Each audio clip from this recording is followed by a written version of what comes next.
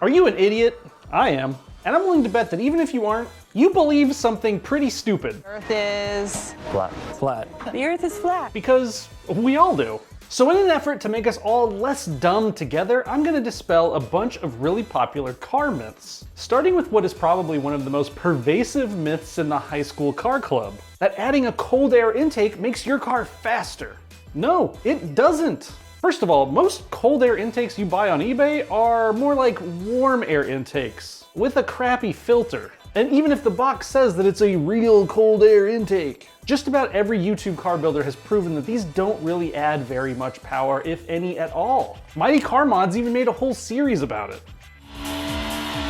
So it's 132.5 kilowatts. So that is the number to beat, or to be beaten by. Motor Trend tested dozens of filters and found that a salad bowl from Walmart was better than a K&N. I'm not saying they don't add any power, but if the listing online tells you that it adds 15 horsepower, you can probably expect a third of that. Speaking of going faster, I bet your redneck Uncle Earl always tells you that there's no replacement for displacement while driving around in his old Chevy Aveo. Well, is Uncle Earl right?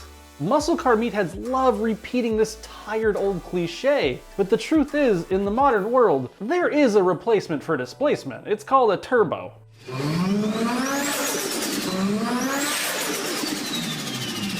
Look, engines are basically air pumps, and making them bigger, yes, does make them suck more. But so does a little turbo. And most of all, a turbo is more efficient than making a bigger engine. So I'd actually call that a pretty good replacement for displacement. Now here's a hot take. While we're talking about engines and turbos, I'm gonna tell you that the Mark IV Supra is not a supercar. Idiot! Look, I get it. It was in a cool movie, and every single one you see on YouTube has 7,000 Gorillion horsepower.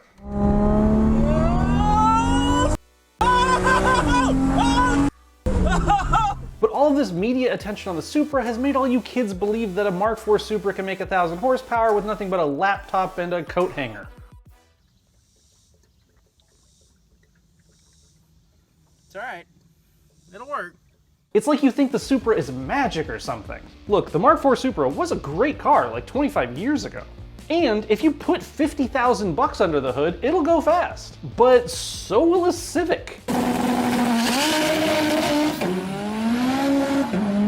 I'm not saying the 2JZ GTE is a bad engine. It's one of the greatest engines of all time. But I think all of you dudes in the comments really need to learn what it actually takes to make proper power even out of a 2J. It ain't easy. Now the new Supra, that definitely sucks, right? Because it's automatic, and automatics suck, right? Well, yes and no. They used to. 90s automatic transmissions were disasters. But today, modern 6-speed, 7-speed, 8-speed, 10-speed automatics are works of art.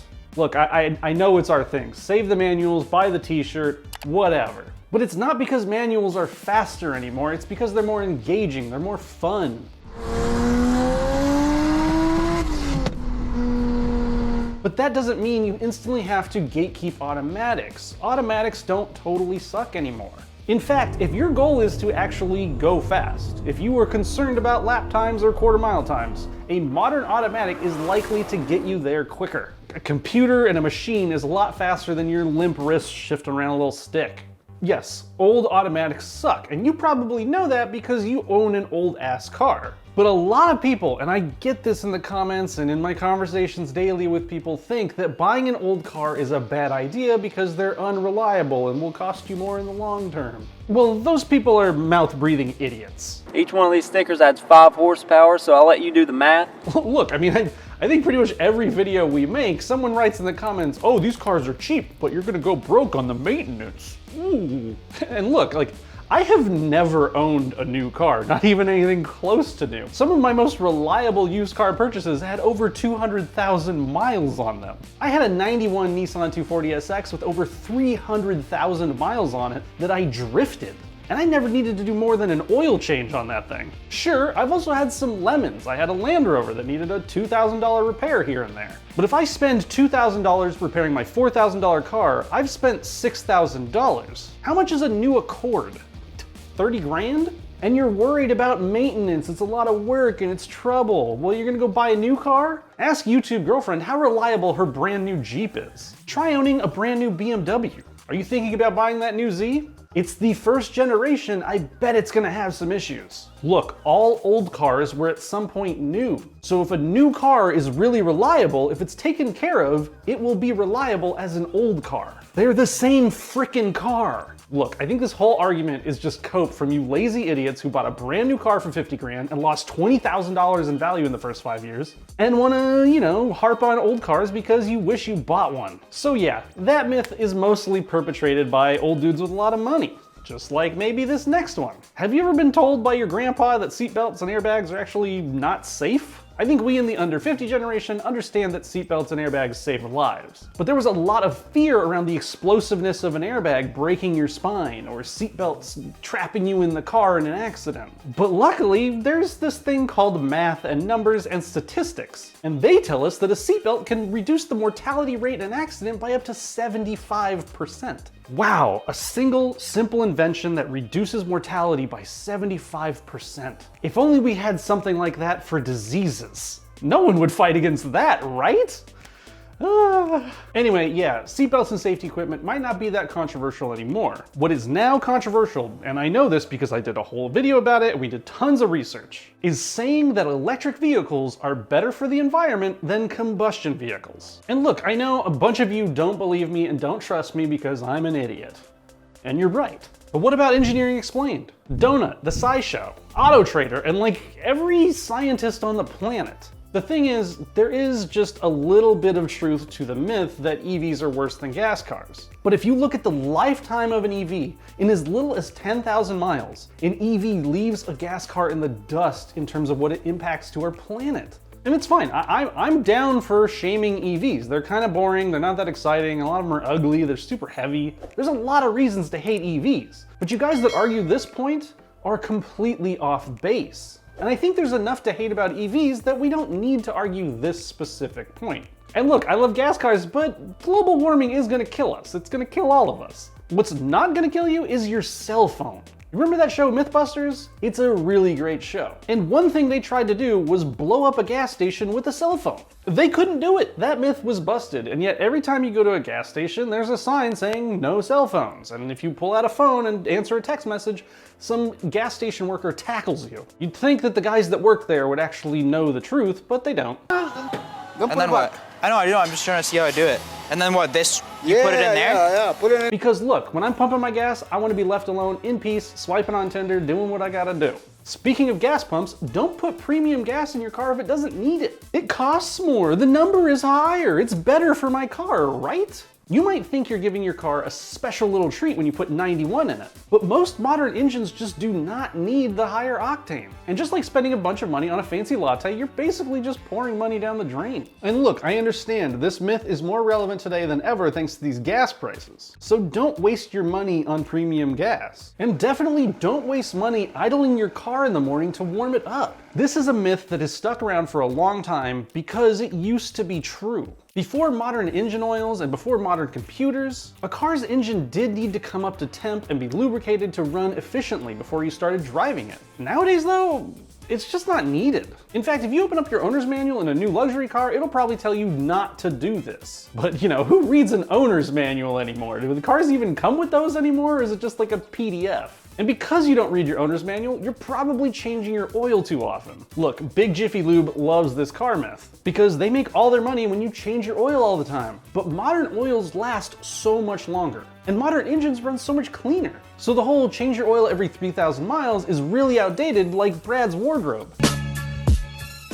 So, In fact, if you own a modern F-150, the owner's manual will tell you that you can go up to 10,000 miles between oil changes. Speaking of trucks, if you're driving that F-150 around and you think you're gonna get better gas mileage by lowering the tailgate while you drive, you're wrong. This is actually another myth busted by the Mythbusters. So I don't know why people still do it. But every once in a while, I do catch a truck driver driving around with the bed down, and it's just silly. Science has proven that driving with the bed down actually creates more aerodynamic drag than with it up. and you end up sucking down even more fuel. And again, I know gas prices are crazy. We're all trying to find ways to save at the pump. And another method I hear of people trying to save money at the pump is filling up only early in the morning. This was a weird myth I didn't actually know about, but apparently it's pretty popular. You see, since it's cold, the gas will be more dense, right? And since we measure gas by volume, I'm getting more gas for the same amount of volume.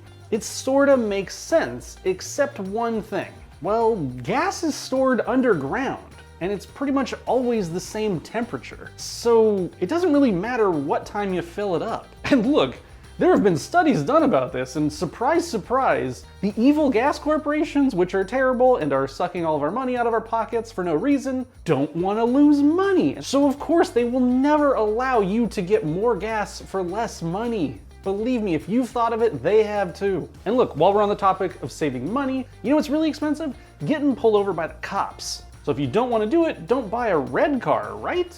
Well, this is a myth busting video, so the myth is kind of busted, but it's also kind of true. You see, insurance companies keep detailed information on this fact, because it's kind of their job. And they found out that the cars most likely to get pulled over are actually white cars, not red. Red came in second.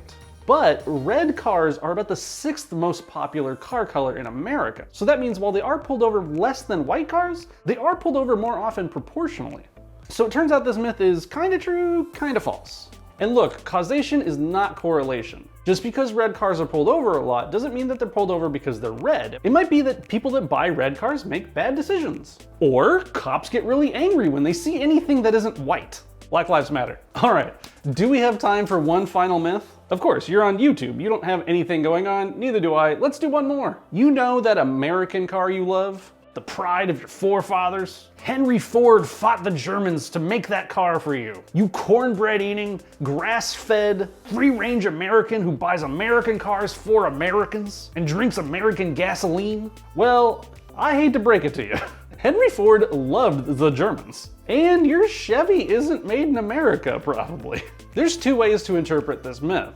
One is that no car is made in America. No car is made in any single country. All cars are made of parts from around the world. A lot of electric parts are made in Mexico and China. And a lot of metal parts come from Germany and Canada. Some engine assemblies come from India. Infotainment systems come from Korea. Honestly, it's impossible to track where all of the parts of your car come from. Likely whatever you're driving is made from hands across the entire world. Which means your car is a worldwide effort, which actually makes it pretty cool.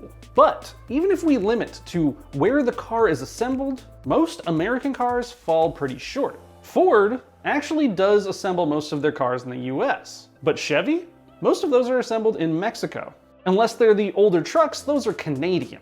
Dodge is a total parts bin crapshoot, and most Jeeps are Fiats, probably why YouTube Girlfriends breaks down a lot. In an interesting twist, if you want to buy a proper American assembled car, get yourself a Toyota Tundra or a Subaru Outback, made in Texas and Indiana. All right, that's the end of the video. What myth did you believe until you saw this, or what myth did I leave out? Of course, you're really smart and you knew all of them, so let me know down in the comments that you knew everything, because you're so genius. Either way, I've been the Squid. This is Ideal Cars. Subscribe, like, buy a shirt, visit the blog, whatever. Tell Brad he's cool. I will see you guys next time. Later.